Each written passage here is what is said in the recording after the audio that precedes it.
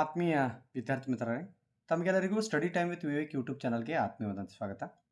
ಮುದ್ದು ವಿದ್ಯಾರ್ಥಿಗಳೇ, ಈಗಾಗಲೇ ನಮ್ಮ ಯೂಟ್ಯೂಬ್ ಚಾನಲ್ನಲ್ಲಿ ನಾವು ವಿಜ್ಞಾನ ವಿಷಯಕ್ಕೆ ಸಂಬಂಧಪಟ್ಟಂತೆ ವಾರ್ಷಿಕ ಪರೀಕ್ಷೆಯಲ್ಲಿ ಕೇಳಬಹುದಾಗಿರತಕ್ಕಂತಹ 1 ಅಂಕದ ಪ್ರಶ್ನೆಗಳಾಗಿರ್ಬೋದು, ಕಾರಣಕಡಿ ಪ್ರಶ್ನೆಗಳಾಗಿರ್ಬೋದು, ವ್ಯತ್ಯಾಸಕ್ಕೆ ಸಂಬಂಧಿಸಿದಂತಹ ಪ್ರಶ್ನೆಗಳಾಗಿರ್ಬೋದು, ಸಮಸ್ಯೆಗೆ ಸಂಬಂಧಪಟ್ಟಂತಹ ಸಮಸ್ಯೆಗಳಾಗಿರ್ಬೋದು, ಚಿತ್ರಾಧಾರಿತ ಸ ಪ್ರಶ್ನೆಗಳಿಗೆ ಸಂಬಂಧಿಸಿದಂತೆ ಇರತಕ್ಕಂಥ ಪ್ರಶ್ನೆಗಳಾಗಿರ್ಬೋದು, ಅನ್ವಯಿಕ ಪ್ರಶ್ನೆಗಳಾಗಿರ್ಬೋದು, ಈ ರೀತಿಯಾಗಿ ಹಲವಾರು ರೀತಿಯಲ್ಲಿ ಸೊ ವಾರ್ಷಿಕ ಪರೀಕ್ಷೆಯಲ್ಲಿ ಈ ಎಲ್ಲ ವಿಷಯಗಳಿಗೆ ಸಂಬಂಧಪಟ್ಟಂತೆ ಯಾವ ರೀತಿ ಪ್ರಶ್ನೆಗಳನ್ನು ಕೇಳ್ಬೋದು ಅನ್ನುವಂಥದ್ರ ಕುರಿತಾಗಿ ಭಾಳಷ್ಟು ವಿಡಿಯೋಗಳನ್ನು ನಮ್ಮ ಚಾನಲ್ನಲ್ಲಿ ನಾವು ಅಪ್ಲೋಡ್ ಮಾಡಿದ್ದೀವಿ.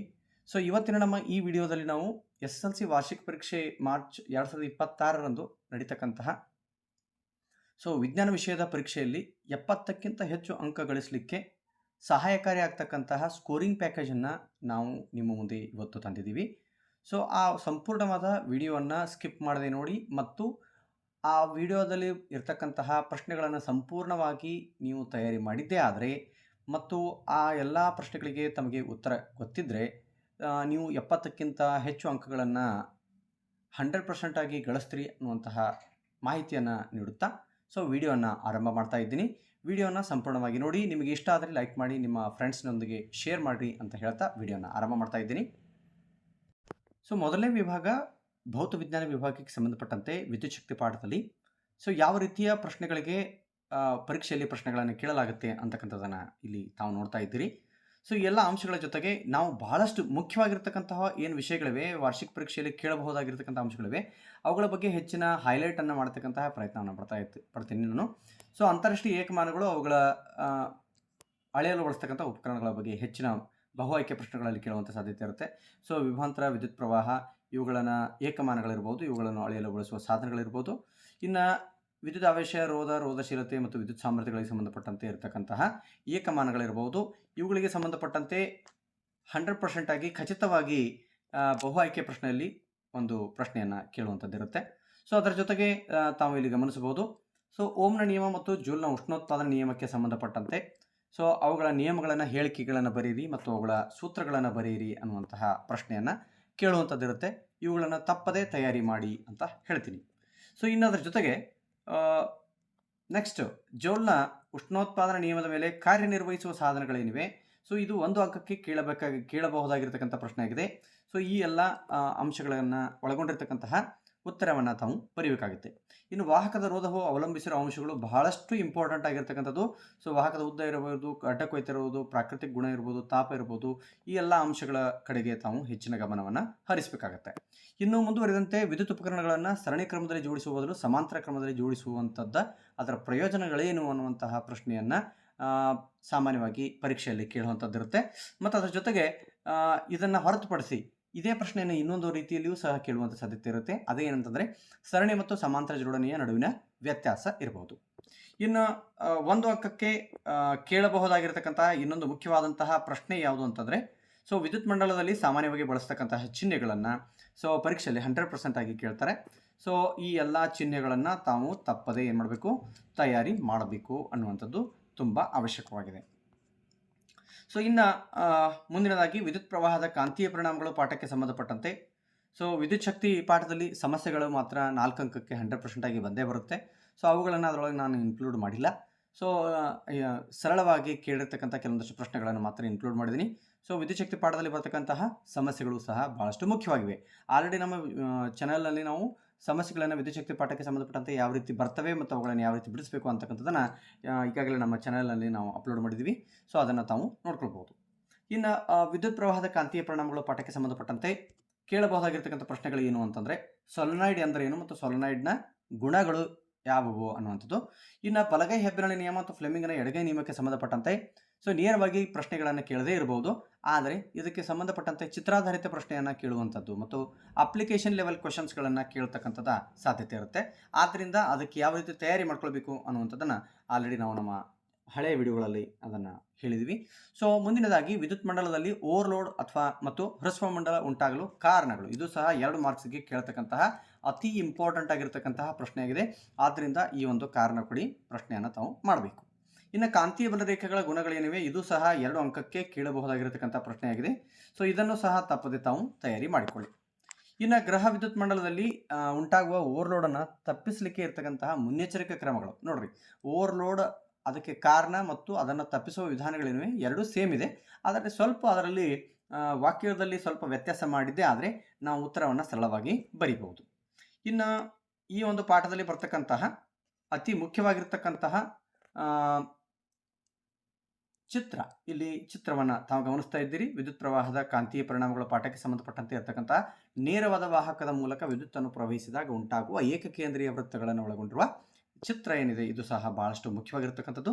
ಇನ್ನು ಮುಂದಿನ ಪಾಠವನ್ನು ನಾವು ನೋಡ್ತಾ ಹೋದಂತೆ ಬೆಳಕು ಪ್ರತಿಫಲನ ವಕ್ರೀಭವನ ಪಾಠಕ್ಕೆ ಸಂಬಂಧಪಟ್ಟಂತೆ ಕೆಲವೊಂದಷ್ಟು ನಿರೂಪಣೆಯ ವಾಕ್ಯಗಳಿವೆ. ಆ ವಾಕ್ಯಗಳನ್ನು ತಪ್ಪದೆ ತಯಾರಿ ಮಾಡಿಕೊಳ್ಳಿ. ಅವೇ ಯಾವಂತಂದರೆ ಅಪರ್ಚರ್, ದೃಕ್ ಕೇಂದ್ರ, ಆಮೇಲೆ ಸಂಗಮ ದೂರ, ಪ್ರಧಾನ ಸಂಗಮ, ವಸ್ತು ದೂರ, ಪ್ರತಿಬಿಂಬದ ದೂರ. ಸೊ ಇಂತಹ ಏನು ಕೆಲವೊಂದಷ್ಟು ಪದಗಳಿವೆ ಆ ಪಾಠದಲ್ಲಿ ಬರ್ತಕ್ಕಂಥ ಅವುಗಳೆಲ್ಲವುಗಳನ್ನು ತಪ್ಪದೆ ತಯಾರಿ ಮಾಡಿ ಅಂತಕ್ಕಂಥದ್ದನ್ನ ನಾನು ಹೇಳಿಕೆ ಇಷ್ಟಪಡ್ತೀನಿ. ಇನ್ನು ಈ ಪಾಠದಲ್ಲಿ ಬೆಳಕಿನ ವಕ್ರೀಭವನ ಎಂದರೇನು, ಬೆಳಕಿನ ಪ್ರತಿಫಲನ ಎಂದರೇನು ಅನ್ನುವಂತಹ ನೇರವಾದ ಪ್ರಶ್ನೆಗಳು ಬರುವಂಥ ಸಾಧ್ಯತೆ ಇರುತ್ತೆ. ಅದರ ಜೊತೆಗೆ ಮಸೂರದ ಸಾಮರ್ಥ್ಯ, ಸೊ ಮಸೂರದ ಸಾಮರ್ಥ್ಯಕ್ಕೆ ಸಂಬಂಧಪಟ್ಟಂತೆ ಅದರ SI ಏಕಮಾನವನ್ನು ಕೇಳುವಂಥ ಸಾಧ್ಯತೆ ಇರುತ್ತೆ. ಮತ್ತು ಬಹಳ ಸಾರಿ P=1/F ಮಸೂರದ ಸಾಮರ್ಥ್ಯದ ಸೂತ್ರದ ಆಧಾರಿತವಾಗಿ ಸಮಸ್ಯೆ ಬಂದಿರತಕ್ಕಂಥದ್ದನ್ನು ಸಹ ತಾವು ಇಲ್ಲಿ ನೆನಪಿಸಿಕೊಳ್ಳಬಹುದು. ಇನ್ನು ಬೆಳಕಿನ ಪ್ರತಿಫಲನ ಮತ್ತು ವಕ್ರೀಭವನ ಪಾಠಕ್ಕೆ ಸಂಬಂಧಪಟ್ಟಂತೆ ಬೆಳಕಿನ ಪ್ರತಿಫಲನದ ನಿಯಮಗಳು ಮತ್ತು ವಕ್ರೀಭವನದ ನಿಯಮಗಳು 100% ಆಗಿ 2 ಮಾರ್ಕ್ಸಿಗೆ ಇದನ್ನು ಕೇಳುವಂಥದ್ದಿರುತ್ತೆ. ಆದ್ದರಿಂದ ಈ 2 ನಿಯಮಗಳನ್ನು ತಪ್ಪದೆ ತಯಾರಿ ಮಾಡಿಕೊಳ್ಳಿ. ಸೊ ಇನ್ನು ಮುಂದಿನದಾಗಿ ಪೀನ ದರ್ಪಣ ಮತ್ತು ನಿರ್ಮಲ ದರ್ಪಣಗಳ ನಡುವಿನ ವ್ಯತ್ಯಾಸ, ಇದು ಸಹ 2 ಅಂಕಕ್ಕೆ ವೆರಿ ಇಂಪಾರ್ಟೆಂಟ್ ಆಗಿರತಕ್ಕಂತಹ ಅಂಶವಾಗಿದೆ. ಇವೆರಡು ವ್ಯತ್ಯಾಸಗಳನ್ನು ತಪ್ಪದೆ ಮಾಡಿ. ಅಥವಾ ಮಸೂರ ಮತ್ತು ದರ್ಪಣಗಳ ನಡುವಿನ ವ್ಯತ್ಯಾಸ ಇರ್ಬೋದು. ಅಂದರೆ ಗೋಳಿ ಮಸೂರ ಮತ್ತು ಗೋಳಿ ದರ್ಪಣಗಳ ನಡುವಿನ ವ್ಯತ್ಯಾಸ ಆಲ್ರೆಡಿ ರಾಜ್ಯ ಮಟ್ಟದ ಪೂರ್ವ ಸಿದ್ಧತಾ ಪರೀಕ್ಷೆ 3ರಲ್ಲಿ ಈ ಒಂದು ವ್ಯತ್ಯಾಸವನ್ನು ಕೇಳಲಾಗಿತ್ತು. ಸೊ ಈ 2 ವ್ಯತ್ಯಾಸಗಳು 2 ಅಂಕಕ್ಕೆ ಬಹಳಷ್ಟು ಮುಖ್ಯವಾಗಿರ್ತಕ್ಕಂಥವು. ಇನ್ನು ಅದರ ಜೊತೆಗೆ ನಿಮ್ನ ದರ್ಪಣದ ಉಪಯೋಗಗಳು ಬಹಳಷ್ಟು ಮುಖ್ಯವಾಗಿರ್ತಕ್ಕಂಥದ್ದು ಮತ್ತು ಪೀನ ದರ್ಪಣದ ಉಪಯೋಗಗಳು ಸಹ ಬಹಳಷ್ಟು ಮುಖ್ಯವಾಗಿರ್ತಕ್ಕಂಥವುಗಳು. ಇವುಗಳನ್ನು ಸಹ ತಪ್ಪದೆ ತಯಾರಿ ಮಾಡಿ. ಇನ್ನು ಈ ಪಾಠದಲ್ಲಿ ಬರ್ತಕ್ಕಂತಹ ರೇಖಾನಕ್ಷೆಗಳು 100% ಆಗಿ 3 ಮಾರ್ಕ್ಸ್ಗೆ ತಪ್ಪದೇ ಬರ್ತವೆ. ಆದ್ದರಿಂದ ಈ ರೇಖಾನಕ್ಷೆಗಳನ್ನು ತಪ್ಪದೇ ತಯಾರಿ ಮಾಡಿ. ಸಿಯಿಂದ ದೂರದಲ್ಲಿ ವಸ್ತುವನ್ನು ಇರಿಸಿದಾಗ ಸಿನ ಮೇಲೆ ಸಿ ಮತ್ತು ಎಫ್ಗಳ ಮಧ್ಯದಲ್ಲಿ, ಎಫ್ ಮತ್ತು ಪಿಗಳ ಮಧ್ಯದಲ್ಲಿ, ಸೊ ಈ ಏನು ಜಾಗದಲ್ಲಿ ವಸ್ತುವನ್ನು ಇರಿಸಿದಾಗ ನಿಮ್ನ ದರ್ಪಣದ ಮುಂದೆ ಉಂಟಾಗುವ ಪ್ರತಿಬಿಂಬಗಳ ರೇಖಾನಕ್ಷೆಗಳನ್ನು ಬಿಡಿಸುವಂಥದ್ದಾಗಿರ್ಬೋದು, ಅವುಗಳ ಸ್ವಭಾವವನ್ನು ಬರೆಯುವಂಥದ್ದಾಗಿರ್ಬೋದು. ಸೊ ಇವೆಲ್ಲವುಗಳನ್ನು ತಪ್ಪದೇ ತಯಾರಿ ಮಾಡಿ. ಸೊ ಅದರ ಜೊತೆಗೆ ಪೀನ ಮಸೂರಕ್ಕೆ ಸಂಬಂಧಪಟ್ಟಂತೆ ಇರತಕ್ಕಂತಹ ರೇಖಾನಕ್ಷೆಗಳನ್ನು ಸಹ ತಪ್ಪದೇ ತಯಾರಿ ಮಾಡಿಕೊಳ್ಳಿ. 2F1ನಿಂದ ದೂರದಲ್ಲಿ 2F1 ಮೇಲೆ 2F1 ಮತ್ತು F1ಗಳ ಮಧ್ಯದಲ್ಲಿ, F1ನ ಮೇಲೆ F1 ಮತ್ತು Oಗಳ ಮಧ್ಯದಲ್ಲಿ ವಸ್ತುಗಳನ್ನು ಇರಿಸಿದಾಗ ಉಂಟಾಗುವ ಪ್ರತಿಬಿಂಬಗಳ ರೇಖಾನಕ್ಷೆಗಳು ಸಹ ಬಹಳಷ್ಟು ಮುಖ್ಯವಾಗಿರ್ತಕ್ಕಂಥವುಗಳು ಮತ್ತು ಅವುಗಳ ಸ್ವಭಾವವನ್ನು ಬರೆಯುವಂತಹ ಕಾರ್ಯ ತಮ್ಮಿಂದ ಆಗಬೇಕು. ಸೊ ಇವೆಲ್ಲವುಗಳು ಬಹಳಷ್ಟು ಮುಖ್ಯವಾಗಿರ್ತಕ್ಕಂತಹ ಬೆಳಕು ಪ್ರತಿಫಲನ ವಕ್ರೀಭವನ ಪಾಠದ ಅಂಶಗಳು. ಇನ್ನು ಮಾನವನ ಕಣ್ಣು ಮತ್ತು ವರ್ಣಮಯ ಜಗತ್ತು ಪಾಠಕ್ಕೆ ಸಂಬಂಧಪಟ್ಟಂತೆ ಕೇಳಬಹುದಾಗಿರ್ತಕ್ಕಂಥ ಪ್ರಶ್ನೆಗಳನ್ನು ನೋಡ್ತಾ ಹೋಗೋಣ. ಸೊ ಕಣ್ಣಿನ ಹೊಂದಾಣಿಕೆ ಸಾಮರ್ಥ್ಯ ಬಹಳಷ್ಟು ಮುಖ್ಯವಾಗಿರ್ತಕ್ಕಂಥ 1 ಅಂಕದ ಪ್ರಶ್ನೆ. ಇನ್ನು ಬೆಳಕಿನ ವರ್ಣ ವಿಭಜನೆ ಇರ್ಬೋದು, ಟಿಂಡಾಲ್ ಪರಿಣಾಮ ಆಗಿರ್ಬೋದು, ವೆರಿ ಇಂಪಾರ್ಟೆಂಟ್ ಆಗಿರ್ತಕ್ಕಂಥ 1 ಮಾರ್ಕ್ಸ್ ಕ್ವೆಶನ್ಸ್ ಆಗಿವೆ. ಇವೆರಡುಗಳನ್ನು ತಪ್ಪದೆ ತಯಾರು ಮಾಡ್ಕೊಳ್ಬೇಕು. ಇನ್ನು ಈ ಪಾಠದಲ್ಲಿ ಬರ್ತಕ್ಕಂತಹ ಕೆಲವೊಂದಷ್ಟು ಕಾರಣಗುಡಿ ಪ್ರಶ್ನೆಗಳಿವೆ. ಆ ಕಾರಣಗುಡಿ ಪ್ರಶ್ನೆಗಳು ಸಹ ಈ ಒಂದು ಪರೀಕ್ಷೆಯಲ್ಲಿ ಬಹಳಷ್ಟು ಮುಖ್ಯವಾಗಿವೆ. ಸೊ ಅವೇ ಯಾವಂತಂದರೆ ನಕ್ಷತ್ರಗಳು ಮಿನುಗುವುದು ಏಕೆ ಮತ್ತು ಗ್ರಹಗಳು ಏಕೆ ಮಿನುಗುವುದಿಲ್ಲ, ಆಮೇಲೆ ಅಪಾಯದ ಸಂಕೇತ ದೀಪಗಳು ಯಾವಾಗಲೂ ಕೆಂಪು ಬಣ್ಣದಲ್ಲಿರುತ್ತವೆ ಏಕೆ, ಆಮೇಲೆ ಪಟ್ಟಕದಲ್ಲಿ ಬೆಳಕು ವಿಭಜನೆ ಹೊಂದಿದ ನಂತರ ಕನಿಷ್ಠ ಭಾಗ ಮತ್ತು ಗರಿಷ್ಠವಾಗ್ತಕ್ಕಂಥ ಬೆಳಕಿನ ಬಣ್ಣಗಳು ಯಾವುವು. ಸೊ ಈ ರೀತಿ ಕೇಳ್ತಕ್ಕಂತಹ ಪ್ರಶ್ನೆ ಭಾಳಷ್ಟು ಮುಖ್ಯವಾಗಿರುತ್ತೆ. ಇನ್ನು ಕಾರಣ ಕೊಡಿ 4 ಪ್ರಶ್ನೆಗಳನ್ನು ಇಲ್ಲಿ ನಮೂದಿಸಲಾಗಿದೆ. ಆದರೆ ಇದರ ಜೊತೆಗೆ ಇನ್ನೂ ಬಹಳಷ್ಟು ಏನದಾವ ಅಂದರೆ ಕಾಮನಬಿಲ್ಲು ಹೇಗೆ ಉಂಟಾಗುತ್ತದೆ ಅನ್ನುವಂಥದ್ದಾಗಿರ್ಬೋದು, ಸೂರ್ಯೋದಯ ಮತ್ತು ಸೂರ್ಯಾಸ್ತದ ಸಂದರ್ಭದಲ್ಲಿ ಸೂರ್ಯನು ಕೆಂಪಾಗಿ ಕಾಣಿಸಲು ಕಾರಣವೇನು ಅನ್ನುವಂಥದ್ದಾಗಿರ್ಬೋದು, ಅಥವಾ ಶೀಘ್ರ ಸೂರ್ಯೋದಯ ಮತ್ತು ವಿಳಂಬ ಸೂರ್ಯಾಸ್ತಕ್ಕೆ ಕಾರಣಗಳೇನು ಅನ್ನುವಂಥದ್ದಾಗಿರ್ಬೋದು. ಸೊ ಈ ರೀತಿ ಇರತಕ್ಕಂತಹ ಏನು ಕಾರಣ ಕೊಡಿ ಪ್ರಶ್ನೆಗಳಿವೆ ಈ ಪಾಠದಲ್ಲಿ, ಇವೆಲ್ಲವುಗಳು ಬಹಳಷ್ಟು ಮುಖ್ಯವಾಗಿವೆ. ಅವುಗಳಲ್ಲಿ 1 ಅಥವಾ 2 ಪ್ರಶ್ನೆಗಳು ಕಾರಣ ಕೊಡಿಗೆ ಸಂಬಂಧಪಟ್ಟಂತೆ ಬರುವಂಥ ಸಾಧ್ಯತೆ ಇರುತ್ತೆ. ಇನ್ನು ಸೊ ಅದೇ ರೀತಿಯಾಗಿ ಇಲ್ಲಿ ತಾವು ನೋಡ್ತಾ ಇರ್ಬೋದು, ಪಟ್ಟಕದಲ್ಲಿ ಬೆಳಕು ವಿಭಜನೆ ಹೊಂದಿದ ನಂತರ ಗರಿಷ್ಠ ಮತ್ತು ಕನಿಷ್ಠವಾಗಿ ಬಾಗ್ತಕ್ಕಂಥ ಬೆಳಕಿನ ಬಣ್ಣಗಳು ಯಾವುವು ಅಂತಕ್ಕಂಥ ಪ್ರಶ್ನೆ ಬಹಳಷ್ಟು ಮುಖ್ಯವಾಗಿರತಕ್ಕಂಥದ್ದು. 1 ಅಂಕಕ್ಕೆ ಅದನ್ನು ಪರೀಕ್ಷೆಯಲ್ಲಿ ಕೇಳ್ತಾರೆ. ಸೊ ನೆಕ್ಸ್ಟು ನಿಸರ್ಗದಲ್ಲಿ ಕಾಮನಬಿಲ್ಲು ಹೇಗೆ ಉಂಟಾಗುತ್ತೆ, ಆಲ್ರೆಡಿ ನಾವು ಕಾರಣ ಕೊಡಿ ಅಂಶಗಳಲ್ಲಿ ಅದನ್ನು ಇನ್ಕ್ಲೂಡ್ ಮಾಡಿದ್ವಿ.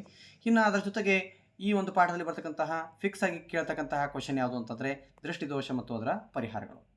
ಸೊ ಇದಕ್ಕೆ ಕಾರಣ ಮತ್ತು ಪರಿಹಾರಗಳು ಇವೆಲ್ಲ ಅಂಶಗಳನ್ನು ಭಾಳಷ್ಟು ಸಾರಿ ಕೇಳಲಾಗಿದೆ. ಸಮೀಪ ದೃಷ್ಟಿ ಇರ್ಬೋದು, ದೂರದೃಷ್ಟಿ ಇರ್ಬೋದು, ಅಥವಾ ಪ್ರೆಸ್ ಬಯೋಪಿಯಾ ಇರ್ಬೋದು, ಕ್ಯಾಟ್ರಾಕ್ಟ್ ಇರ್ಬೋದು. ಸೊ ಈ ಎಲ್ಲ ಅಂಶಗಳಿಗೆ ಸಂಬಂಧಪಟ್ಟಂತೆ ಸೊ ಅದರ ಅರ್ಥ ಇರ್ಬೋದು, ಅದರ ಕಾರಣ ಮತ್ತು ಅದರ ಪರಿಹಾರ ಇರ್ಬೋದು, ಈ ಎಲ್ಲ ಅಂಶಗಳನ್ನ ಮತ್ತು ಅದರ ಲಕ್ಷಣಗಳಿರ್ಬೋದು, ಸಮೀಪ ದೃಷ್ಟಿ ದೂರದೃಷ್ಟಿ ಲಕ್ಷಣಗಳಿರ್ಬೋದು, ಅವು ಅಂಶಗಳನ್ನು ಪರೀಕ್ಷೆಯಲ್ಲಿ ತಪ್ಪದೆ ಕೇಳ್ತಾರೆ. ಸೊ ಇನ್ನು ಈ ಪಾಠದಲ್ಲಿ ಇರತಕ್ಕಂತಹ ಮತ್ತು ಭೌತ ವಿಜ್ಞಾನದಲ್ಲಿ ಕೊನೆಯ ಪಾಠವಾಗಿರತಕ್ಕಂಥ ಮಾನವನ ಕಣ್ಣು ಮತ್ತು ವರ್ಣಮಯ ಜಗತ್ತು ಪಾಠಕ್ಕೆ ಸಂಬಂಧಪಟ್ಟಂತೆ ಬಿಳಿಯ ಬಣ್ಣದ ಪುನರ್ ಸಂಯೋಜನೆ ಚಿತ್ರ ಆಗಿರ್ಬೋದು, ಅದಕ್ಕೆ ಸಂಬಂಧಪಟ್ಟಂತೆ ವಿವರಣೆ ಆಗಿರ್ಬೋದು, ಈ ಒಂದು ಅಂಶಗಳನ್ನು ಪರೀಕ್ಷೆಯಲ್ಲಿ ತಪ್ಪದೆ ಕೇಳ್ತಾರೆ. ಸೊ ಇನ್ನು ರಸಾಯನಶಾಸ್ತ್ರ ವಿಭಾಗಕ್ಕೆ ಬಂದಾಗ ರಾಸಾಯನಿಕ ಕ್ರಿಯೆಗಳು ಮತ್ತು ಸಮೀಕರಣಗಳ ಪಾಠಕ್ಕೆ ಸಂಬಂಧಪಟ್ಟಂತೆ ಸೊ ಯಾವ್ಯಾವ ಪ್ರಶ್ನೆಗಳನ್ನು ಕೇಳಲಾಗುತ್ತೆ ಅಂತಕ್ಕಂಥ ನೋಡಿದಾಗ ಸೊ ಸಂಸ್ಕರಣದ ಬಗ್ಗೆ ಪ್ರಶ್ನೆಯನ್ನು ಕೇಳುವಂಥ ಸಾಧ್ಯತೆ ಇರುತ್ತೆ 1 ಅಂಕಕ್ಕೆ. ಸೊ ಸಂಸ್ಕರಣವನ್ನು ತಡಿತಕ್ಕಂಥ ಕ್ರಮಗಳಿರ್ಬೋದು. ಆಮೇಲೆ ರಾಸಾಯನಿಕ ಸಮೀಕರಣವನ್ನು ಏಕೆ ಸರಿದೂಗಿಸಬೇಕು ಅನ್ನುವಂತಹ 1 ಅಂಕದ ಪ್ರಶ್ನೆ ಇದೆ. ಇದು ಬಹಳಷ್ಟು ಮುಖ್ಯವಾಗಿರ್ತಕ್ಕಂಥದ್ದು, ಇದನ್ನು ತಪ್ಪದೆ ತಯಾರಿ ಮಾಡಿಕೊಳ್ಳಿ. ಆಮೇಲೆ ರಾಸಾಯನಿಕ ಕ್ರಿಯೆ ನಡೆದಿದೆ ಎಂದರೂ ನಿರ್ಧರಿಸಲು ಸಹಾಯ ಮಾಡುವ ಅಂಶಗಳಿರ್ಬೋದು. ಸೊ ಇವು ಸಹ 1 ಅಂಕಕ್ಕೆ ಕೇಳ್ತಕ್ಕಂತಹ ಕ್ವಶನ್ ಆಗಿದೆ, ಅಥವಾ 2 ಮಾರ್ಕ್ಸಿಗೂ ಸಹ ಇದನ್ನು ಕೇಳುವಂಥ ಸಾಧ್ಯತೆ ಇರುತ್ತೆ. ಆಮೇಲೆ ಉತ್ಕರ್ಷಣ ಮತ್ತು ಅಪಕರ್ಷಣ ಹೊಂದಿರತಕ್ಕಂತಹ ರಾಸಾಯನಿಕ ಸಮೀಕರಣವನ್ನು ನೀಡಿ ಇದರ ಉತ್ಕರ್ಷಣ ಹೊಂದಿರತಕ್ಕಂಥದ್ದು ಮತ್ತು ಅಪಕರ್ಷಣ ಹೊಂದಿರತಕ್ಕಂತಹ ಪ್ರತಿವರ್ತಕಗಳು ಯಾವುವು ಅನ್ನುವಂತಹ ಕೇಳುವಂಥ ಸಾಧ್ಯತೆ ಇರುತ್ತೆ. ಆಮೇಲೆ ಈ ಚಿಪ್ಸ್ ಪೊಟನ್ಗಳಲ್ಲಿ ನೈಟ್ರೋಜನ್ ಅನಿಲವನ್ನು ಹಾಯಿಸಲಿಕ್ಕೆ ಕಾರಣ ಏನು ಅನ್ನುವಂಥದ್ರ ಬಗ್ಗೆಯೂ ಸಹ ಪ್ರಶ್ನೆಯನ್ನು ಕೇಳುವಂಥ ಸಾಧ್ಯತೆ ಇರುತ್ತೆ. ಮತ್ತು ಅದರ ಜೊತೆಗೆ ಕಮಟುವಿಕೆ ಅಂದರೆ ವೆರಿ ಇಂಪಾರ್ಟೆಂಟ್ ಆಗಿರ್ತಕ್ಕಂಥ ಕ್ವಶನು 2 ಮಾರ್ಕ್ಸಿಗೆ ಇದನ್ನು ಕೇಳ್ತಾರೆ. ಅದೇ ಯಾವುದು ಅಂತಂದರೆ ಕಮಟುವಿಕೆ ಅಂದ್ರೇನು ಮತ್ತು ಕಮಟುವಿಕೆಯನ್ನು ತಡೆಯುವ ವಿಧಾನಗಳಿರ್ಬೋದು.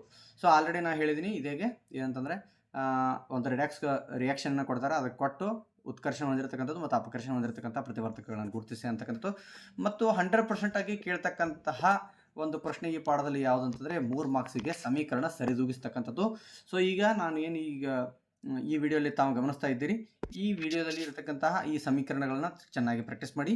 ಸೊ ನಾಳೆ ಇವುಗಳು ನಿಮಗೆ ಸಹಾಯವಾಗಬಹುದು. ಇನ್ನು ನೆಕ್ಸ್ಟ್ಗೆ ಸಂಬಂಧಪಟ್ಟಂತೆ ಆಮ್ಲಗಳು, ಪ್ರತ್ಯಾಮ್ಲ, ಲವಣಗಳು ಪಾಠಕ್ಕೆ ಸಂಬಂಧಪಟ್ಟಂತೆ ಯಾವ್ಯಾವ ಪ್ರಶ್ನೆಗಳನ್ನು ಪರೀಕ್ಷೆಯಲ್ಲಿ ಕೇಳುವಂಥ ಸಾಧ್ಯತೆ ಇರುತ್ತೆ ಅಂತಕ್ಕಂಥ ನೋಡ್ತಾ ಹೋಗೋಣ. ಸೊ ಮೊದಲನೇದಾಗಿ ತಟಸ್ಥೀಕರಣ ಕ್ರಿಯೆ, ಸೊ ವೆರಿ ಇಂಪಾರ್ಟೆಂಟ್ ಆಗಿರ್ತಕ್ಕಂಥದ್ದು. ಆಮೇಲೆ ನೈಸರ್ಗಿಕವಾಗಿ ನಾವು ನಮ್ಮ ಸುತ್ತಮುತ್ತಲ ಇರತಕ್ಕಂಥ ವಸ್ತುಗಳಿರ್ಬೋದು, ಅಥವಾ ನಾವು ಮನೆಯಲ್ಲಿ ಬಳಸ್ತಕ್ಕಂಥ ವಸ್ತುಗಳಿರ್ಬೋದು, ಸೊ ಅವುಗಳಿರತಕ್ಕಂಥ ಆಮ್ಲಗಳ ಕುರಿತಾಗಿ ಪ್ರಶ್ನೆಯನ್ನು ಕೇಳುವಂಥ ಸಾಧ್ಯತೆ ಇರುತ್ತೆ. ಸೊ ಅದನ್ನು ತಪ್ಪದೇ ತಯಾರಿ ಮಾಡಿ ಅಂತಕ್ಕಂಥ ವಿಷಯವನ್ನು ಹೇಳ್ತಾ, ಸೊ ಆಮ್ಲವನ್ನು ಸಾರಯುಕ್ತಗೊಳಿಸುವಾಗ ಆಮ್ಲವನ್ನು ನೀರಿಗೆ ಸೇರಿಸಬೇಕು ಏಕೆ ಅನ್ನುವಂಥ ಈ ವಿಷಯ ಏನಿದೆ, ಸೊ ಇದು 1 ಮಾರ್ಕ್ಸಿಗೆ ಕೇಳ್ತಕ್ಕಂತಹ ಪ್ರಶ್ನೆ ಆಗಿದೆ, ತಪ್ಪದೇ ತಯಾರಿ ಮಾಡಿಕೊಳ್ಳಿ. ಆಮೇಲೆ ಇದು ಜೇನು ಕುಟುಕಿದಾಗ ಇರತಕ್ಕಂತಹ ಏನು ಒಂದು ಸೌಮ್ಯ ಪ್ರತ್ಯಾಮ್ಲವನ್ನು ಲೇಪಿಸಬೇಕು ಏಕೆ ಅನ್ನುವಂತಹ ಪ್ರಶ್ನೆ ಆಗಿರ್ಬೋದು. ಅಜೀರ್ಣತೆಯ ಸಂದರ್ಭದಲ್ಲಿ ಆಮ್ಲಶಾನಕವಾಗಿ ಪ್ರತ್ಯಾಮ್ಲವನ್ನು ಬಳಸುತ್ತಾರೆ ಏಕೆ ಅಂತಕ್ಕಂಥ ಪ್ರಶ್ನೆ ಆಗಿರ್ಬೋದು. ಮತ್ತು ವೆರಿ ಇಂಪಾರ್ಟೆಂಟ್ ಆಗಿರ್ತಕ್ಕಂಥ ಮತ್ತು 100% ಆಗಿ ಕೇಳ್ತಕ್ಕಂಥ ಒಂದು ಕ್ವಶನ್ ಯಾವುದಪ್ಪ ಅಂದರೆ 1 ಮಾರ್ಕ್ಸಿಗೆ ಸೊ ಲವಣಗಳು. ಸೊ ಆ ಪಾಠದಲ್ಲಿ ಬರ್ತಕ್ಕಂಥ ಆಮ್ಲ ಪ್ರತ್ಯಾಮ್ಲ ಲವಣಗಳು ಪಾಠದಲ್ಲಿ ಬರ್ತಕ್ಕಂಥ ಲವಣಗಳು ಇರ್ತವೆ ಏನದವ, ಆ ಲವಣಗಳ ಸಾಮಾನ್ಯ ಹೆಸರಿರ್ಬೋದು, ರಾಸಾಯನಿಕ ಹೆಸರಿರ್ಬೋದು, ಮತ್ತು ಅದರ ಅಣುಸೂತ್ರಗಳು ವೆರಿ ಇಂಪಾರ್ಟೆಂಟ್ ಆಗಿರ್ತಕ್ಕಂಥದ್ದು. ಮತ್ತು ಅದರ ಜೊತೆಗೆ ಈ ಒಂದು ಲವಣಗಳ ಉಪಯೋಗಗಳೇನಿವೆ ಇವು ಸಹ ಭಾಳಷ್ಟು ಮುಖ್ಯವಾಗಿದ್ದು 100% ಆಗಿ 2 ಮಾರ್ಕ್ಸಿಗೆ ಇದನ್ನು ಕೇಳುವಂಥ ಸಾಧ್ಯತೆ ಇರುತ್ತೆ.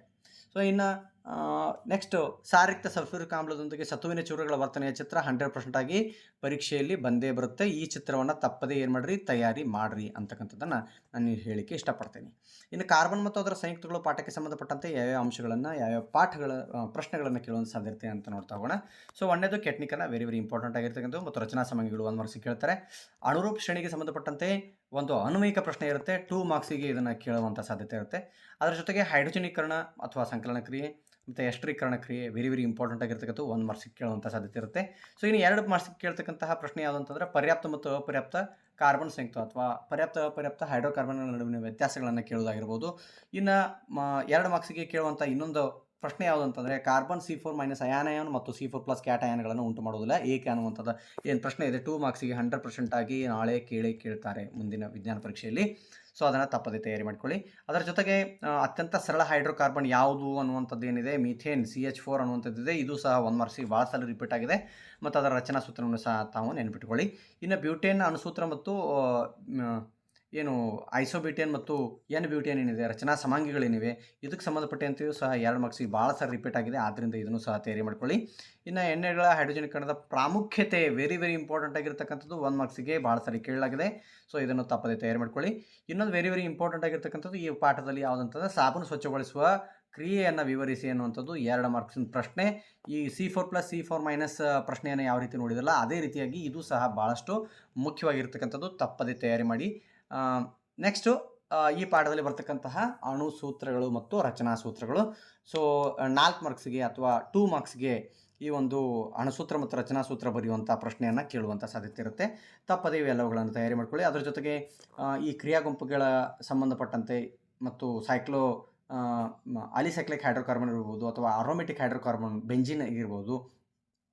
ಸೊ ಆಮೇಲೆ ಚುಕ್ಕಿ ರಚನೆಗಳಾಗಿರ್ಬೋದು. ನೋಡಿರಿ, ಚುಕ್ಕಿ ರಚನೆಗಳು ಸಹ 2 ಮಾರ್ಕ್ಸ್ಗೆ ಬರುವಂಥ ಸಾಧ್ಯತೆ ಇರುತ್ತೆ. ಸೊ ಇವುಗಳನ್ನು ಸಹ ತಪ್ಪದೇ ತಯಾರಿ ಮಾಡಿ. ನೆಕ್ಸ್ಟು ಲೋಹ ಮತ್ತು ಅಲೋಹಗಳು ಪಾಠಕ್ಕೆ ಸಂಬಂಧಪಟ್ಟಂತೆ ಯಾವ್ಯಾವ ರೀತಿಯ ಪ್ರಶ್ನೆಗಳನ್ನು ಕೇಳುವಂಥ ಸಾಧ್ಯತೆ ಇರುತ್ತೆ ಅಂತಕ್ಕಂಥದ್ದನ್ನು ನೋಡ್ತಾ ಹೋಗೋಣ.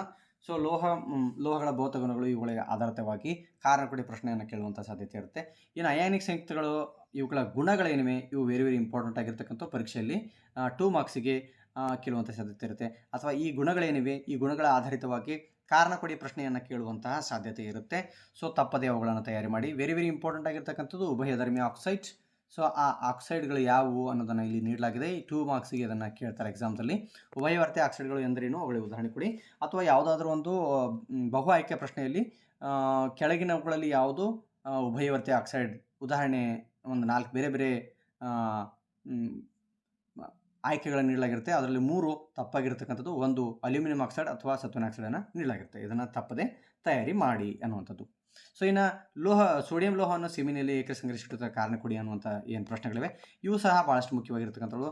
ಮತ್ತು ಇದರ ಜೊತೆಗೆ ಕ್ಯಾಲ್ಸಿಯಂ ನೀರಿನೊಂದಿಗೆ ವರ್ತಿಸಿದಾಗ ಬೆಂಕಿ ಹೊತ್ತುಕೊಳ್ಳುವುದಿಲ್ಲ ಏಕೆ ಅನ್ನುವಂತಹ ಪ್ರಶ್ನೆ ಕಾರಣ ಕೊಡಿಯಾಗಿರ್ಬೋದು. ಸೊ ಎರಡು ಬಹಳಷ್ಟು ಮುಖ್ಯವಾಗಿರ್ತಕ್ಕಂಥವು. ಇದರ ಜೊತೆಗೆ ಕಾರಣ ಕೊಡಿ ವ್ಯತ್ಯಾಸಗಳಲ್ಲಿ ಕಾಸುವಿಕೆ ಮತ್ತು ಹುರಿಯುವಿಕೆಗಳ ನಡುವಿನ ವ್ಯತ್ಯಾಸ ಆಗಿರ್ಬೋದು. ಇನ್ನು ಬಹು ಆಯ್ಕೆ ಪ್ರಶ್ನೆಗಳಲ್ಲಿ ಮಿಶ್ರಲೋಹಗಳು ಮತ್ತು ಅವುಗಳ ಘಟಕಗಳಾಗಿರ್ಬೋದು ವೆರಿ ವೆರಿ ಇಂಪಾರ್ಟೆಂಟ್ ಆಗಿರ್ತಕ್ಕಂಥವುಗಳು. ಸೊ ಇವುಗಳೆಲ್ಲವುಗಳನ್ನು ತಪ್ಪದೆ ತಯಾರಿ ಮಾಡಿ ಅಂತ ಹೇಳ್ತೀನಿ. ಮತ್ತು ಅದರ ಜೊತೆಗೆ ಇಂಪಾರ್ಟೆಂಟ್ ಆಗಿ ಮತ್ತು 100% ಆಗಿ 3 ಮಾರ್ಕ್ಸಿಗೆ ಕೇಳ್ತಕ್ಕಂಥ ಪ್ರಶ್ನೆ ಯಾವುದಂತಂದರೆ ಸೋಡಿಯಂ ಮತ್ತು ಕ್ಲೋರಿನ್ ಅಣುಗಳ ಅಯಾನಿಕ್ ಬಂಧ ಉಂಟಾಗುವಿಕೆಯನ್ನು ವಿವರಿಸುವಂತಹ ಏನು ಪ್ರಶ್ನೆ ಇದೆ ಈ ಒಂದು ಪ್ರಶ್ನೆಯನ್ನು ನೀವು ತಪ್ಪದೆ ಎರಡು ಸೋಡಿಯಂ ಕ್ಲೋರೈಡ್ ಇರ್ಬೋದು ಅಥವಾ ಮ್ಯಾಗ್ನೀಷಿಯಂ ಕ್ಲೋರೈಡ್ ಇರ್ಬೋದು ಇವೆರಡುಗಳನ್ನು ತಪ್ಪದೆ ತಯಾರಿ ಮಾಡ್ಕೊಳ್ಳಿ. ಇನ್ನು ವೆರಿ ವೆರಿ ಇಂಪಾರ್ಟೆಂಟ್ ಆಗಿರ್ತಕ್ಕಂಥದ್ದು ಇನ್ನೊಂದು ಅಂಶ ಏನಂತಂದರೆ 3 ಮಾರ್ಕ್ಸಿಗೆ 100% ಆಗಿ ಲೋಹಗಳ ಪಾಠದೊಳಗೆ ಲೋಹಗಳು ಅಭಿವಂತಿಗೆ ವರ್ತಿಸಿದಾಗ ಏನು ಚಿತ್ರ ಇದೆ ಆ ಚಿತ್ರ 100% ಬೀಳುತ್ತೆ. ಇನ್ನು 2 ಮಾರ್ಕ್ಸಿಗೆ ಕೇಳಿದ್ರೆ ಏನು ಕೇಳ್ತಾ ಅಂತಂದ್ರೆ ಈ ತಾಮ್ರದ ಶುದ್ಧೀಕರಣದ ಚಿತ್ರ ಕೇಳುವಂಥ ಸಾಧ್ಯತೆ ಇರುತ್ತೆ. ಇನ್ನು ಜೀವ ವಿಜ್ಞಾನಕ್ಕೆ ಸಂಬಂಧಪಟ್ಟಂತೆ ಪ್ರಶ್ನೆಗಳು ಯಾವ್ಯಾವ ಬರ್ತವೆ ಅಂತಕ್ಕಂಥದ್ದನ್ನು ನೋಡ್ತಾ ಹೋದಂತೆ ದ್ವಿತೀಯ ಸಂಶ್ಲೇಷಣೆ ಅಂದ್ರೆ ಏನು ವೆರಿ ವೆರಿ ಇಂಪಾರ್ಟೆಂಟ್ ಆಗಿರುತ್ತೆ. 1 ಮಾರ್ಕ್ಸಿಗೆ ಕೇಳ್ತಾರೆ. ದ್ವಿತೀಯ ಸಂಶ್ಲೇಷಣೆ ಸರಿದೂಗಿಸುವ ಸಮೀಕರಣ ಬರಿದೆ ಅಂತ ಪ್ರಶ್ನೆ ಬರುವಂಥ ಸಾಧ್ಯತೆ ಇರುತ್ತೆ. ಇನ್ನು ಕೋಶಿ ಉಸಿರಾಟದ ಮೊದಲ ಹಂತ ಗ್ಲೂಕೋಸ್ ಅನ್ನು ಕೋಶದಲ್ಲಿ ಯಾವ ಅಣುವಾಗಿ ವಿಭಜನೆಗೊಳ್ಳುತ್ತದೆ ಅಂತಕ್ಕಂಥ ಪ್ರಶ್ನೆ ಇದೆ. ಸೊ ಆದರೆ ಇದಕ್ಕೆ ಸಂಬಂಧಪಟ್ಟಂತೆ ನೀವು ಉಸಿರಾಟಕ್ಕೆ ಸಂಬಂಧಪಟ್ಟಂತೆ ಏನು ಪುಸ್ತಕದಲ್ಲಿ ಒಂದು ಫ್ಲೋ ಚಾರ್ಟ್ ಇದೆ, ನಕ್ಷಾಹರಿವೆ ಇದೆ, ಆ ನಕ್ಷಾಹರಿವನ್ನು ತಪ್ಪದೆ ತಯಾರಿ ಮಾಡ್ಕೊಳ್ಳಿ. ಅದರಲ್ಲಿ ಮೈಟೋಕಾಂಡ್ರಿಯಾದಲ್ಲಿ ನಡೀತಕ್ಕಂಥ ಉಸಿರಾಟ ಆಗಿರ್ಬೋದು ಅಥವಾ ಈಸ್ಟ್ನಲ್ಲಿ ನಡೀತಕ್ಕಂತಹ ಉಸಿರಾಟ ಕ್ರಿಯೆ ಆಗಿರ್ಬೋದು. ಸೊ ಆಮೇಲೆ ಆಕ್ಸಿಜನ್ ಅತಿ ಕಡಿಮೆ ಪ್ರಮಾಣದಲ್ಲಿ ಸ್ನಾಯುಗಳಲ್ಲಿ ಸಪ್ಲೈ ಆದಂಥ ಸಂದರ್ಭದೊಳಗೆ ಏನು ಆಮ್ಲ ಬಿಡುಗಡೆ ಆಗುತ್ತೆ, ಅದರಿಂದ ಏನು ಸ್ನಾಯು ಸೆಳೆತ ಆಗುತ್ತೆ. ಸೊ ಅದಕ್ಕೆ ಸಂಬಂಧಪಟ್ಟಂತೆ ಪ್ರಶ್ನೆ ಇರ್ಬೋದು, ಒಂದು ನಕ್ಷಾಹರಿವಿನಲ್ಲಿ ನಿಮಗೆ ಸಿಗುತ್ತೆ. ಅದನ್ನು ತಪ್ಪದೆ ತಯಾರಿ ಮಾಡ್ಕೊಳ್ಳಿ. ಇನ್ನು ಅದರ ಜೊತೆಗೆ 2 ಮಾರ್ಕ್ಸ್ದ ವ್ಯತ್ಯಾಸವನ್ನು ಕೇಳಿದ್ರೆ ಈ ಒಂದು ಪಾಠದಿಂದ ವಾಯುವಿಕ ಅವೈವಿಕ ಉಸಿರಾಟದ ವ್ಯತ್ಯಾಸ ಕೇಳಿರ್ಬೋದು ಅಥವಾ ಕ್ಸೈಲಮ್ ಮತ್ತು ಫ್ಲೋಯಮ್ಗಳ ನಡುವಿನ ವ್ಯತ್ಯಾಸಗಳನ್ನು ಕೇಳುವಂಥ ಸಾಧ್ಯತೆ ಇರುತ್ತೆ. ತಪ್ಪದೆ ಇವುಗಳನ್ನು ತಯಾರಿ ಮಾಡ್ಕೊಳ್ಳಿ. ಇನ್ನು ಈ ಒಂದು ಪಾಠದಲ್ಲಿ ವೆರಿ ವೆರಿ ಇಂಪಾರ್ಟೆಂಟ್ ಆಗಿರ್ತಕ್ಕಂಥ ಇನ್ನೊಂದು ಏನಂತಂದರೆ ಸಸ್ಯಾಹಾರಿಗಳು ಮತ್ತು ಮಾಂಸಾಹಾರಿಗಳ ಸಣ್ಣ ಕರಳಿನ ಉದ್ದಕ್ಕೆ ಸಂಬಂಧಪಟ್ಟಂತೆ ಒಂದು ಅನ್ವಯಿಕ ಪ್ರಶ್ನೆಯನ್ನು ಕೇಳುವಂಥ ಸಾಧ್ಯತೆ ಇರುತ್ತೆ. ಮತ್ತು ದ್ವಿತೀಯ ಸಂಶ್ಲೇಷಣೆ ಕ್ರಿಯೆಯಲ್ಲಿ ಜರುಗುವ ಘಟನೆಗಳು ಕೇಳಿದರೆ 2 ಮಾರ್ಕ್ಸಿಗೆ 100% ಕೇಳ್ತಾರೆ. ಆಮೇಲೆ ಇಮ್ಮಡಿ ಪರಿಚಲನೆ ಅಂದರೆ 1 ಮಾರ್ಕ್ಸಿಗೆ ಕೇಳ್ತಾರೆ. ಮತ್ತು ಇಮ್ಮಡಿ ಪರಿಚಲನೆಯ ಮಹತ್ವ ಏನು ಪ್ರಾಮುಖ್ಯತೆ ಇದೆ ಇದು 2 ಅಂಕಕ್ಕೆ ಕೇಳಬಹುದಾಗಿರ್ತಕ್ಕಂಥ ಪ್ರಶ್ನೆ ಆಗಿದೆ. ಇನ್ನು ಈ ಒಂದು ಪಾಠದಲ್ಲಿ ಕೇಳಬಹುದಾಗಿರ್ತಕ್ಕಂಥ ಇನ್ನೊಂದು ಅಂಶ ಯಾವುದಂತಂದರೆ 2 ಮಾರ್ಕ್ಸಿಗೆ ಸಸ್ಯಗಳಲ್ಲಿ ಕಂಡುಬರತಕ್ಕಂಥ ವಿಸರ್ಜನಾ ತಂತ್ರಗಳು ವೆರಿ ವೆರಿ ಇಂಪಾರ್ಟೆಂಟ್ ಆಗಿರ್ತಕ್ಕಂಥದ್ದು. ಮತ್ತು ಸಸ್ಯಗಳಲ್ಲಿ ಭಾಸ ವಿಸರ್ಜನೆ ಪ್ರಾಮುಖ್ಯತೆ ಇದು ಸಹ 2 ಮಾರ್ಕ್ಸಿಗೆ ವೆರಿ ವೆರಿ ಇಂಪಾರ್ಟೆಂಟ್ ಆಗಿರ್ತಕ್ಕಂಥದ್ದು. ಸೊ ಇದರ ಜೊತೆಗೆ ಈ ಒಂದು ಪಾಠದಲ್ಲಿ ಕೇಳಬಹುದಾಗಿರ್ತಕ್ಕಂಥ ಇನ್ನೊಂದು ಮುಖ್ಯವಾದಂತಹ ಪ್ರಶ್ನೆಗಳು ಯಾವ ಅಂತಂದರೆ ಕಿಣ್ವಗಳು ಮತ್ತು ಅವುಗಳ ಕಾರ್ಯಗಳಿರ್ಬೋದು. ಟ್ರಿಪ್ಸಿನ್ನು, ಅಮೈಲೇಸು, ಲೈಪೇಸು ಇವುಗಳ ಕಾರ್ಯಗಳ ಬಗ್ಗೆ ಎಕ್ಸಾಮ್ನಲ್ಲಿ ಕೇಳುವಂಥ ಸಾಧ್ಯತೆ ಇರುತ್ತೆ. ಮತ್ತು ಪತ್ರರಂಧ್ರ ತೆರೆದ ಮತ್ತು ಮುಚ್ಚಿದ ಪತ್ರರಂಧ್ರಗಳಿಗೆ ಸಂಬಂಧಪಟ್ಟಂತೆ ಸೊ ಆ ಚಿತ್ರಾಧಾರಿತ ಪ್ರಶ್ನೆಯನ್ನು ಕೇಳುವಂಥ ಸಾಧ್ಯತೆ ಇರುತ್ತೆ. ಇನ್ನು ನೆಫ್ರಾನ್ ಬಗ್ಗೆ ಕೇಳಿದಾಗ 2 ಮಾರ್ಕ್ಸಿಗೆ ನೆಫ್ರಾನ್ ಚಿತ್ರ ಬರುವಂಥ ಸಾಧ್ಯತೆ ಇರುತ್ತೆ. ಇದನ್ನು ತಪ್ಪದೆ ತಯಾರಿ ಮಾಡಿಕೊಡ್ರಿ ನೆಫ್ರಾನ್ನ ಚಿತ್ರ. ಸೊ ಆಮೇಲೆ ಹೃದಯದ ಚಿತ್ರ ಇದು ಸಹ 3 ಮಾರ್ಕ್ಸಿಗೆ ಬರ್ತಕ್ಕಂತಹ ಚಿತ್ರ ಆಗಿರ್ತದೆ. ಇದನ್ನು ಸಹ ತಪ್ಪದೆ ಹೃದಯದ ನೀಳಛೇದ ನೋಟದ ಅಂದವಾದ ಚಿತ್ರ ಬಿಡಿಸಿ ಭಾಗಗಳನ್ನು ಗುರುತಿಸಿ ಅನ್ನುವಂಥ ಚಿತ್ರ. ಸೊ ಇನ್ನು ನಿಯಂತ್ರಣ ಮತ್ತು ಸಹಭಾಗಿತ್ವ ಪಾಠಕ್ಕೆ ಸಂಬಂಧಪಟ್ಟಂತೆ ಪ್ರಶ್ನೆ ಬಂದರೆ ಯಾವ್ಯಾವ ಬರ್ತವೆ ಅಂತಕ್ಕಂಥದ್ರ ಬಗ್ಗೆ ನೋಡ್ತಾ ಹೋದಂತೆ ಪರಾವರ್ತಿತ ಕ್ರಿಯೆ ಮತ್ತು ಪರಾವರ್ತಿತ ಚಾಪಕ್ಕೆ ಸಂಬಂಧಪಟ್ಟಂತೆ ಪ್ರಶ್ನೆಯನ್ನು ಬರುವಂಥ ಸಾಧ್ಯತೆ ಇರುತ್ತೆ. ಇದೊಂದು ರೀತಿ ಅನ್ವಯಿಕ ರೀತಿಯ ಪ್ರಶ್ನೆ ಇರುತ್ತೆ. ಸೊ ಆದ್ದರಿಂದ ಅದಕ್ಕೆ ಸಂಬಂಧಪಟ್ಟಂತೆ ಯಾವ ರೀತಿ ಪ್ರಶ್ನೆ ಬರುವಂಥದ್ದಿರುತ್ತೆ ಅಂತಕ್ಕಂಥದ್ರ ಬಗ್ಗೆ ನಾವು ಹಿಂದಿನ ವಿಡಿಯೋಗಳಲ್ಲಿ ಅದನ್ನು ಹೇಳಿದ್ವಿ. ಸೊ ಅದನ್ನು ನೀವು ನೋಡ್ಕೋಬೋದು. ಇನ್ನು ದ್ವಿತೀಯ ಅನುವರ್ತನೆ ನೋಡಿರಿ, ಅನುವರ್ತನಾ ಚಲನೆಗಳಿಗೆ ಸಂಬಂಧಪಟ್ಟಂತೆ ವೆರಿ ವೆರಿ ಇಂಪಾರ್ಟೆಂಟ್ ಆಗಿರ್ತಕ್ಕಂಥದ್ದು ಅನುವರ್ತನಾ ಚಲನೆಯ ವಿಧಗಳು. ಸೊ ಅವುಗಳಿಗೆ ಸಂಬಂಧಪಟ್ಟಂತೆ ಇರತಕ್ಕಂಥ ವಿಧಗಳು, ಅವುಗಳ ಬಗ್ಗೆ ಸಂಪೂರ್ಣವಾಗಿ ತಿಳಿದುಕೊಳ್ಳಿ. ಸೊ ಇವು ಬಹಳಷ್ಟು ಇಂಪಾರ್ಟೆಂಟ್ ಆಗಿರ್ತಕ್ಕಂಥವು. ಸೊ ಹಿಂದಿನ ಕೆಲವೊಂದಷ್ಟು ನಮ್ಮ ಪ್ರಶ್ನೆ ಪತ್ರಿಕೆಗಳಲ್ಲಿ ದ್ವಿತೀಯ ಅನುವರ್ತನಾ ಚಲನೆ ಮತ್ತು ಗುರುತ್ವ ಅನುವರ್ತನೆ, ರಾಸಾಯನಿಕ ಅನುವರ್ತನೆ, ಸೊ ಹೌದಾ, ಈ ರೀತಿಯಾಗಿ ಅನೇಕ ಅನುವರ್ತನಾ ಚಲನೆಗಳ ಬಗ್ಗೆ ಪ್ರಶ್ನೆಯನ್ನು ಕೇಳಲಾಗಿದೆ. ಅವುಗಳನ್ನು ತಪ್ಪದೆ ತಯಾರಿ ಮಾಡ್ಕೊಳ್ಳಿ. ಇನ್ನು ಹಾರ್ಮೋನ್ಗಳಿಗೆ ಸಂಬಂಧಪಟ್ಟಂತೆ ಆಕ್ಸಿನ್, ಜಿಬ್ಬರ್ಲಿನ್, ಸೈಟೋಕೈನಿನ್ ಮತ್ತು ಅಬ್ಸಿಸಿಕ್ ಆಮ್ಲಗಳ ಬಗ್ಗೆ, ಈ ಸಸ್ಯ ಹಾರ್ಮೋನ್ಗಳ ಬಗ್ಗೆ ತಪ್ಪದೆ ತಯಾರಿ ಮಾಡ್ಕೊಳ್ಳಿ. ಅವುಗಳ ಕಾರ್ಯಗಳನ್ನು ತಯಾರಿ ಮಾಡ್ಕೊಳ್ಳಿ. ಇನ್ನು ಮಿದುಳಿನ ವಿವಿಧ ಭಾಗಗಳು, ಮೆಡುಲ ಇರ್ಬೋದು, ಅನುಮಸ್ತಿಷ್ಕ ಇರ್ಬೋದು, ಸೊ ಅವುಗಳ ಕಾರ್ಯಗಳ ಬಗ್ಗೆ ಚೆನ್ನಾಗಿ ತಯಾರಿ ಮಾಡ್ಕೊಳ್ಳಿ. ಈಗಾಗಲೇ ನಾನು ಹೇಳಿದ್ದೀನಿ, ಸಸ್ಯ ಹಾರ್ಮೋನ್ಗಳು ಆಕ್ಸಿನ್, ಜಿಬ್ಬರ್ಲಿನ್, ಸೈಟೋಕೈನಿನ್ ಮತ್ತು ಅಬ್ಸಿಸಿಕ್ ಆಮ್ಲ, ಸೊ ಅವುಗಳ ಕಾರ್ಯಗಳ ಬಗ್ಗೆ ಚೆನ್ನಾಗಿ ತಯಾರಿ ಮಾಡ್ಕೊಳ್ಳಿ. ಇನ್ನು ಕೇಂದ್ರ ನೆರವು ಮತ್ತು ಪರಿಧಿಗಳ ನಡುವಿನ ವ್ಯತ್ಯಾಸಗಳನ್ನು ಚೆನ್ನಾಗಿ ತಯಾರಿ ಮಾಡ್ಕೊಳ್ಳಿ. ಅದರ ಜೊತೆಗೆ ಪ್ರಾಣಿ ಹಾರ್ಮೋನ್ಗಳು ವೆರಿ ವೆರಿ ಇಂಪಾರ್ಟೆಂಟ್ ಆಗಿರ್ತಕ್ಕಂಥವು. ತಪ್ಪದೆ ಇವುಗಳನ್ನು ತಯಾರು ಮಾಡಿದ್ದಾದರೆ 2 ಮಾರ್ಕ್ಸ್ಗಳು ತಮಗೆ ಕಟ್ಟಿಟ್ಟ ಬುತ್ತಿಯಾಗಿರುತ್ತೆ. ಸೊ ಇವುಗಳನ್ನೆಲ್ಲ ತಪ್ಪದೆ ತಯಾರು ಮಾಡಿ. ವೆರಿ ವೆರಿ ಇಂಪಾರ್ಟೆಂಟ್ ಆಗಿರ್ತಕ್ಕಂಥದ್ದು ಮತ್ತು ತಪ್ಪದೆ ಪರೀಕ್ಷೆಯಲ್ಲಿ ಕೇಳಬೇಕಾಗಿರ್ತಕ್ಕಂಥದ್ದು ಅಥವಾ ಕೇಳುವಂತಹ ಪ್ರಶ್ನೆ ಯಾವುದು ಅಂತಂದರೆ ಮಿದುಳಿನ ನೀಳಿ ಚದುರು ನೋಟ ಅಂದವ ಚಿತ್ರಬಿಡಿಸಿ ಭಾಗಗಳನ್ನು ಗುರುತಿಸಿ ಅಂತಕ್ಕಂಥದ್ದು. ಇನ್ನು ಜೀವಿಗಳು ಹೇಗೆ ಸಂತಾನೋತ್ಪತ್ತಿ ನಡೆಸುತ್ತವೆ ಅನ್ನುವಂತಹ ಪಾಠಕ್ಕೆ ಸಂಬಂಧಪಟ್ಟಂತೆ ಯಾವ್ಯಾವ ರೀತಿಯ ಪ್ರಶ್ನೆಗಳನ್ನು ಕೇಳಬಹುದು ಅನ್ನುವಂಥದ್ರ ಬಗ್ಗೆ, ಅಲೈಂಗಿಕ ಸಂತಾನೋತ್ಪತ್ತಿಯ ಎಲ್ಲ ವಿಧಗಳನ್ನು ಚೆನ್ನಾಗಿ ತಯಾರಿ ಮಾಡ್ಕೊಳ್ಳಿ. ಸೊ ಆ ಎಲ್ಲ ವಿಧಗಳಿಗೆ ಸಂಬಂಧಪಟ್ಟಂತೆ ನೋಡ್ರಿ, ಇಲ್ಲಿ ಸಂತಾನೋತ್ಪತ್ತಿಯ ವಿಧ ಮತ್ತು ಅವುಗಳ ಹೆಸರುಗಳನ್ನು, ಜೀವಿಗಳ ಹೆಸರುಗಳನ್ನು ನೀಡಲಾಗಿದೆ. ದ್ವಿದಳನ ಇರ್ಬೋದು, ಬಹುವಿದಳನ ಇರ್ಬೋದು, ತುಂಡರಿಕೆ ಇರ್ಬೋದು, ಮಗುವಿಕೆ ಇರ್ಬೋದು, ಪುನರುತ್ಪಾದನೆ ಇರ್ಬೋದು, ಬೀಜಕಗಳ ಉತ್ಪಾದನೆ ಆಗಿರ್ಬೋದು, ಈ ರೀತಿ ಇರ್ತಕ್ಕಂತಹ ಏನು ಅಲೈಂಗಿಕ ಸಂತಾನೋತ್ಪತ್ತಿಯ ವಿಧ ಮತ್ತು ಅವುಗಳ ಉದಾಹರಣೆಗಳಿವೆ, ಅವುಗಳಿಗೆ ಸಂಬಂಧಪಟ್ಟಂತೆ ಪ್ರಶ್ನೆಯನ್ನು ಕೇಳುವಂಥ ಸಾಧ್ಯತೆ ಇರುತ್ತೆ. ಇನ್ನು ಕೇಸರ ಮಾತ್ರ ಹೊಂದಿರುವ ಹೂಗಳಲ್ಲಿ ಸ್ವಕೀಯ ಪರಾಗಸ್ಪರ್ಶ, ಸ್ವಕೀಯ ಪರಾಗಸ್ಪರ್ಶ ಮತ್ತು ಪರಕೀಯ ಪರಾಗಸ್ಪರ್ಶ ಇವುಗಳ ನಡುವಿನ ವ್ಯತ್ಯಾಸದ ಬಗ್ಗೆ ಸಂಪೂರ್ಣವಾಗಿ ತಿಳಿದುಕೊಳ್ಳಿ. ಆಮೇಲೆ ಪುರುಷರಲ್ಲಿ ವೃಷಣಗಳು ಕಿಬ್ಬೊಟ್ಟೆಯ ಹೊರಗೆ ವೃಷಣ ಚೆಲೆಗಳಿರುತ್ತೆ ಏಕೆ ಅಂತಕ್ಕಂಥ ಕಾರಣಗಳ ಪ್ರಶ್ನೆ 1 ಮಾರ್ಕ್ಸಿಗೆ ಕೇಳುವಂಥ ಸಾಧ್ಯತೆ ಇರುತ್ತೆ. ಆಮೇಲೆ ಕಾಯಜ ಸಂತಾನೋತ್ಪತ್ತಿಯ ಅನುಕೂಲಗಳ ಬಗ್ಗೆ 2 ಮಾರ್ಕ್ಸಿಗೆ ಪರೀಕ್ಷೆಯಲ್ಲಿ ಕೇಳುವಂಥದ್ದು 100% ಆಗಿ ಕೇಳ್ತಾರೆ. ಆಮೇಲೆ ವಾರ್ಷಿಕ ಪರೀಕ್ಷೆಯಲ್ಲಿ ಇದೇ ಪಾಠಕ್ಕೆ ಸಂಬಂಧಪಟ್ಟಂತೆ 5 ಮಾರ್ಕ್ಸ್ದ ಕ್ವಶನ್, ಲಾಸ್ಟ್ ಕ್ವಶನ್ 38ನೇ ಕ್ವಶನ್ ಇದೇ ಪಾಠಕ್ಕೆ ಸಂಬಂಧಪಟ್ಟಂತೆ ಬರುತ್ತೆ. ಸೊ ಆ ಒಂದು ಕ್ವಶನ್ಗೆ ಸಂಬಂಧಪಟ್ಟಂತೆ ಇದು ಬಹಳಷ್ಟು ಇಂಪಾರ್ಟೆಂಟ್ ಆಗಿರ್ತಕ್ಕಂಥ ಪ್ರಶ್ನೆ ಆಗಿದೆ.